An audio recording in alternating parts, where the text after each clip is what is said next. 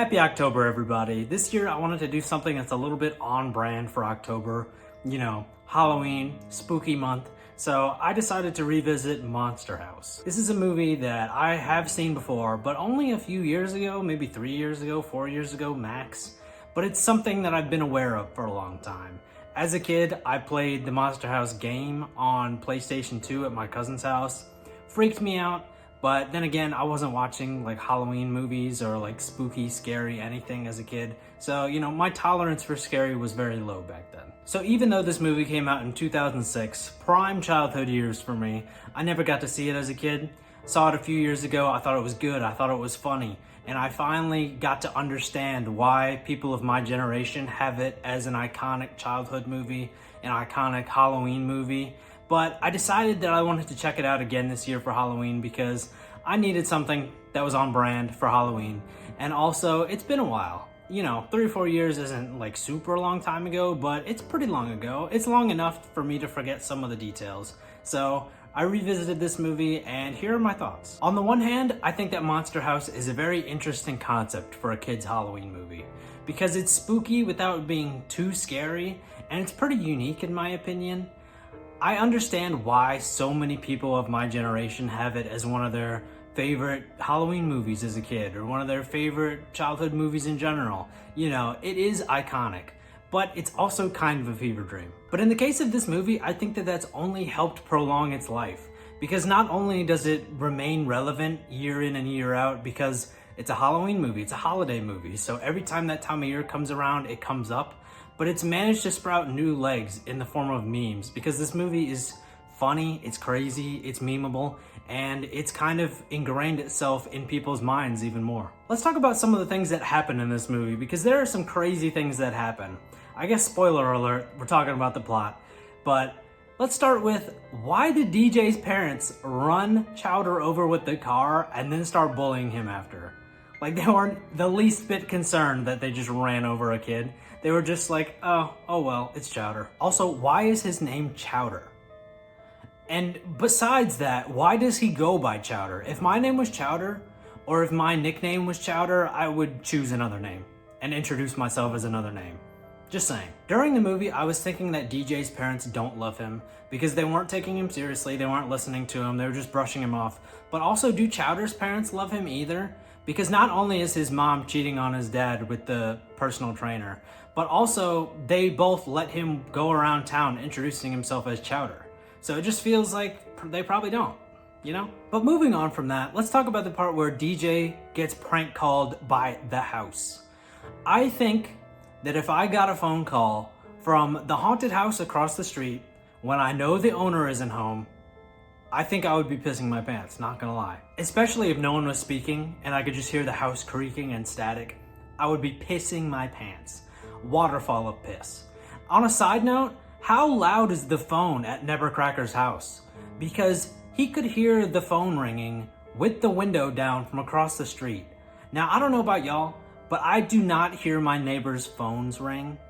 And that's just, bro, how loud is that? How do you sleep? How do you do, well, I guess he probably doesn't sleep that much, Nevercracker, but also, how loud is your phone?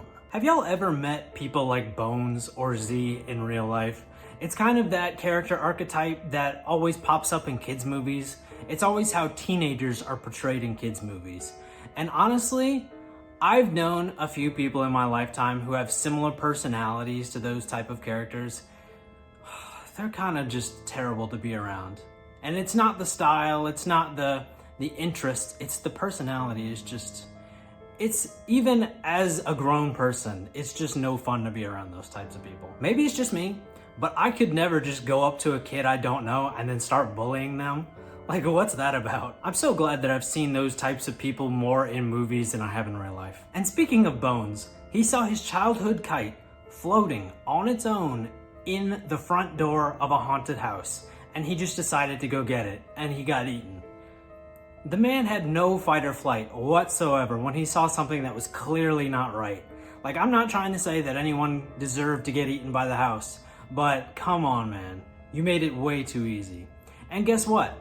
The dog that was in that yard got yoinked in 2 seconds, and it was 10 times more sad than when Bones got eaten. Whenever they hatched the plan to make the house fall asleep with cold medicine, I was thinking to myself, this must be a kids movie thing where it's just gonna work because it's a kids movie. And I'm glad that it didn't. I'm glad that they addressed that in the movie too, that was never gonna work. I was thinking to myself, did I just forget that they put the house to sleep with cold medicine? No, it just didn't work. One thing that I definitely forgot about this movie is that everyone who got eaten survived. I didn't remember that Bones lived, or that the police officers lived, or the dog. The dog was the one that hurt the most, to be honest. I'm glad he lived. But I forgot that completely.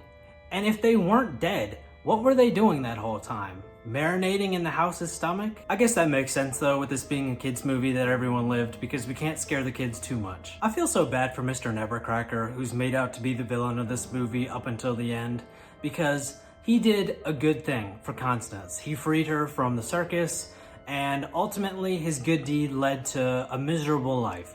He had to sacrifice 45 years of his life to do another good deed, to keep that whole situation under control so that there were minimal casualties and all that. And he sacrificed, most of his life, all of his human connection and his happiness just to keep everyone safe. He really is the hero of this movie. And what's even more tragic is after the horrible life he's had to live, all the horrors he's witnessed, all the horrors he's helped prevent, he still really loves her and is sad to see her pass on, even though there's a lot of relief in there as well. There is that hint of sadness, like you finally have to let go. I think that the story for this movie is actually really good for a kids movie. Something that is subpar is the animation. And I don't remember how it was at the time because I never saw this movie as a kid, but now the animation is kind of cursed. But I think that's just another thing that works in this movie's favor. I think that the cursed animation just makes a funny movie even funnier, a memeable movie even more memeable. And like I mentioned earlier, there have been many memes to come out of this movie. This is my favorite one right here. All right, kids, this better be good. I was in the forest wrestling with a bear claw when we got the call. But there could honestly be so many more. There are some of Chowder, and there could be way more of Chowder, because Chowder is the ultimate Rizzlord and simp, mashed into one. And almost every line he has in this movie can be made into a meme. And it's a good thing he is so funny, because he would be the absolute worst person in the world to be in a survival situation with. But enough about Chowder, let's talk about the cast of this movie, because I feel like there were some surprises in the cast, for me at least. Steve Buscemi was not one of them. I'll just throw that out there right now. Nevercracker was very obviously Steve Buscemi. I was, however, surprised that Maggie Gyllenhaal played Z in this movie. I wasn't listening for it, but when I think about the voice, I can definitely hear it. If you don't know who Maggie Gyllenhaal is, she plays Rachel in The Dark Knight, and she's Isabel in Nanny McPhee Returns. And she's also Jake Gyllenhaal's sister, so that's the icing on the cake, I guess. I wasn't expecting Jon Heder to be in this movie. He plays Skull. I don't know if it's Jon Heder or Jon Heder. It's probably one of the two, but I'm gonna say Heder because that's what I started off with. I wasn't expecting him to be in this movie, but it's good casting because you're getting him to play another dorky character, and he's known for Napoleon Dynamite, so, consistency, typecast even, good casting. Kevin James and Nick Cannon played officers Lander and Lister in this movie. I didn't recognize their voices in the movie, but it makes so much sense. And now we're getting into some names that I didn't even really recognize when I saw them. Didn't recognize their pictures either, but I knew who they were from other things when I saw the other things they had been in. But Jason Lee played Bones in this movie, and he's Dave in the Alvin and the Chipmunks movies, which I haven't seen, but a lot of people have.